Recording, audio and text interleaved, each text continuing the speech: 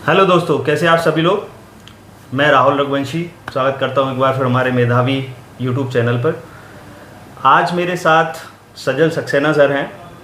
ये 2020 में एमपीपीएससी में चयनित हैं। इनका सिलेक्शन जो है सबऑर्डिनेट पोस्ट पे फाइनेंस डिपार्टमेंट में हुआ है। तो जो विद्यार्थी अभी एमपीपीएससी की प्रिपरेशन कर रहे हैं, एस्पिरेंट हैं, उनके कुछ क्वेश्चंस हैं। तो उन क्वेश्चनों को हम जो आंसर है वो सजल सर से जानेंगे। सजल सर हमारे टीममेट भी हैं, तो आपको इनका मार्गदर्शन जो है वो सही रूप से इनको देखने को मिलेगा।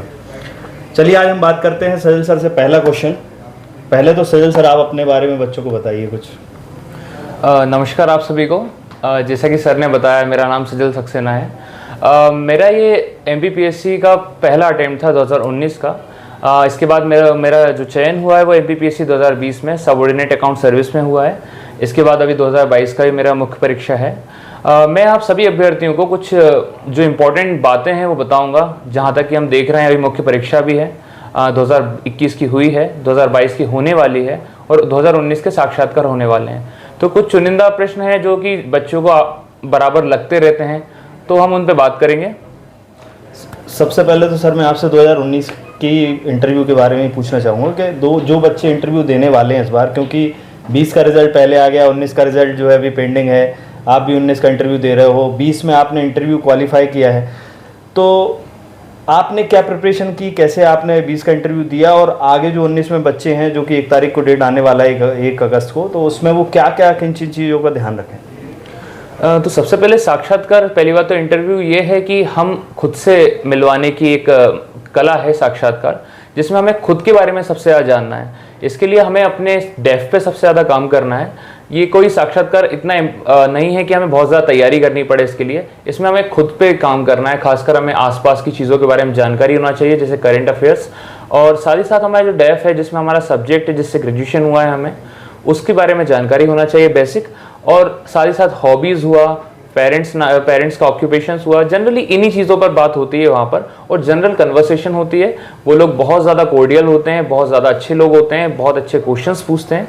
तो बहुत ही ज़्यादा एक अच्छा इंटरव्यू होता है, जिसमें कि डरने की कोई ज़रूरत नहीं है, ना कोई एक ऐसा ज़्यादा मॉक देने की ज़रूरत है। ये जस्ट कन्वर्सेशन है बस आपके बारे में। तो बहुत ईजी था, इतना ज़्यादा टफ नहीं है, बट आपको जानकारी ज़रूर होना चाहिए। कॉन्फिडेंट भी रखना ज़रूरी है जी।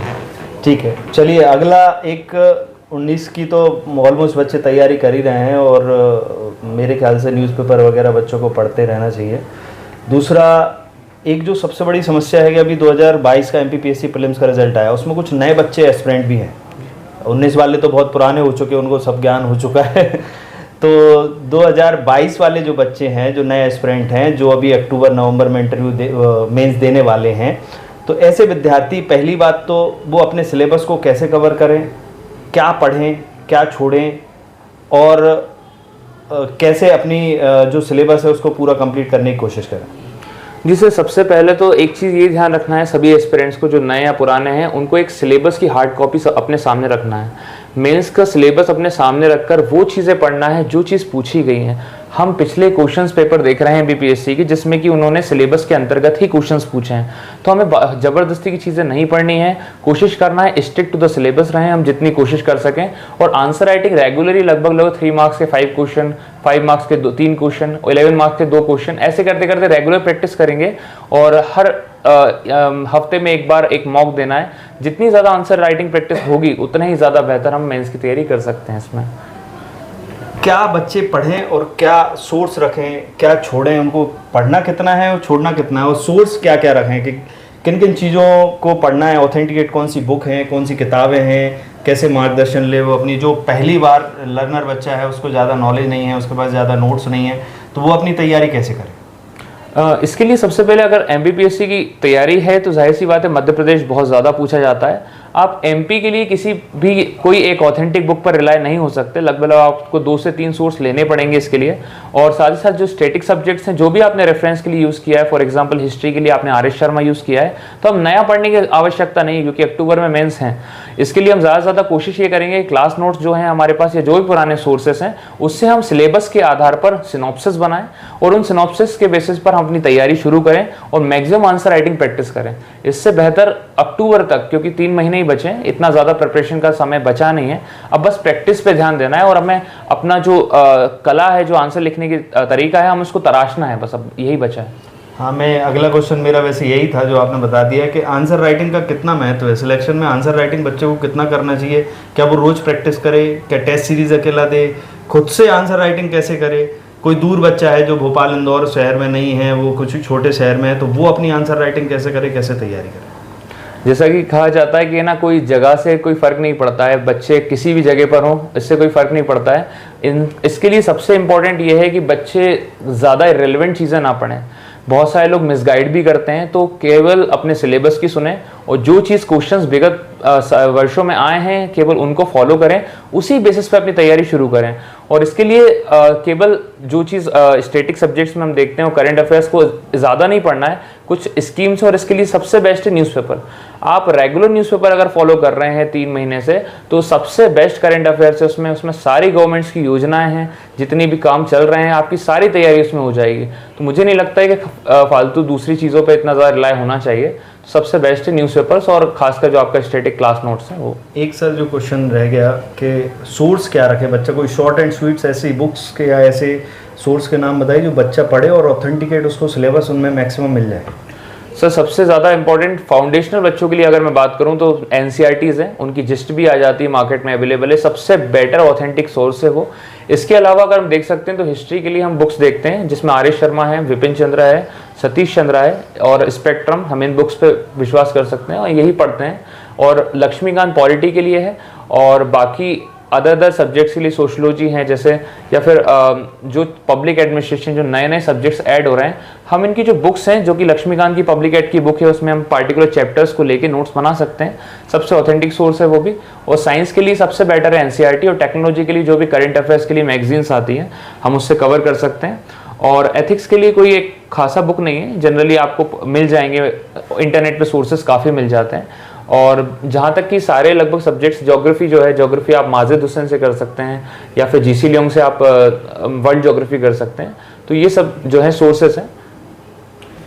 एक और क्वेश्चन है सर कि जो बच्चा न्यू अभी प्रिपरेशन करना शुरू कर रहा है, जिसको 2023 के लिए अपना एग्ज़ाम देना है, अभी हमारे पास मान लीजिए दिसंबर में नोटिफिकेशन आता है, जनवरी फरवरी में पेपर होता है, तो 7-8 महीने उसके पास हैं। वो अपनी प्रिपरेशन, बिल्कुल लर्नर है, अभी न्यू है, अभी ग्रेजुएशन करके ही निकला है, तो अपनी प्रिपरेशन कैसे शुरू करे, उसको लोग क्या क्या चीज़ों का ध्यान रखना चाहिए, क्या पढ़ना चाहिए, क्या नहीं पढ़ना चाहिए, ये भी थोड़ा सा आप बच्चों को बताइए। जो 2023 में प्रीलिम्स की परीक्षा में जो भी एस्पिरेंट्स आने वाले हैं, उनके लिए सबसे ज़रूरी है कि अभी फ़िलहाल तो वो मेंस की तैयारी करें, रेगुलर आंसर राइटिंग करें, जो भी पढ़ रहे हैं उसको ढंग से पढ़ें, अच्छे से पढ़ें, घर पे जाके ज़्यादा होमवर्क करके आएँ जो भी पढ़ रहे हैं वो। और ख़ासकर उन लोगों को प्रीलिम्स के लिए खासकर क्या करना है, हर हफ्ते टेस्ट देना है। जितने ज़्यादा मान के चलें, अभी 4 या 5 मंथ्स भी हैं अगर, तो लगभग उनको 25 से 30 आराम से हफ्ते मिल रहे हैं, उनमें वो उनको 100 क्वेश्चन लगाने को मिल रहे हैं, तो लगभग वो 3000 क्वेश्चंस को कर लेते हैं। तब तक आप सोचें, जब तक प्रीलिम्स की तैयारी के लिए सबसे ज़रूरी है मॉक देना। तो आप हर हफ्ते टेस्ट लगाइए, 100 क्वेश्चंस लगाइए, जो भी क्वेश्चंस गलत हो रहे हैं आप केवल उन्हीं चीज़ को पढ़ें, तो आपको अपना माइनस पॉइंट भी दिख जाएगा और आपके नंबर्स में प्लस होता जाएगा हमेशा हर हफ्ते। तो आप ये एक फ़ायदा कर सकते हैं, आप जनरली हर हफ्ते लगाएं टेस्ट और ज़्यादा से ज़्यादा पढ़ें जो कि आपकी गलतियाँ हो रही हैं।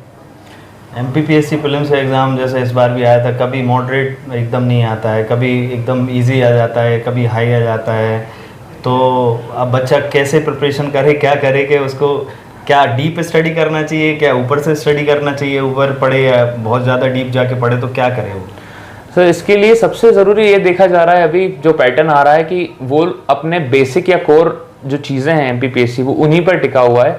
इस पर आपके बेसिक जो चीज़ें हैं वो आपकी अच्छी होनी चाहिए। आप नई चीज़ें ज़्यादा ना पढ़ के आप पुरानी चीज़ों पे अगर अच्छा फोकस करेंगे, जो बेसिक चीज़ें, सिलेबस जो है उसी आधारित पे अगर पढ़ते रहेंगे, आपका सिलेबस कंप्लीट है और आप प्रीलिम्स क्लियर कर लेंगे। और प्रीलिम्स का तो आता ही रहता है इस तरीके से, कभी ज़्यादा है, कभी टफ हो जाता है, कभी ईजी हो जाता है, बट जिसका अगर बेसिक कंप्लीट है वो व्यक्ति अच्छे नंबर लाता है, हम देखते हैं आजकल।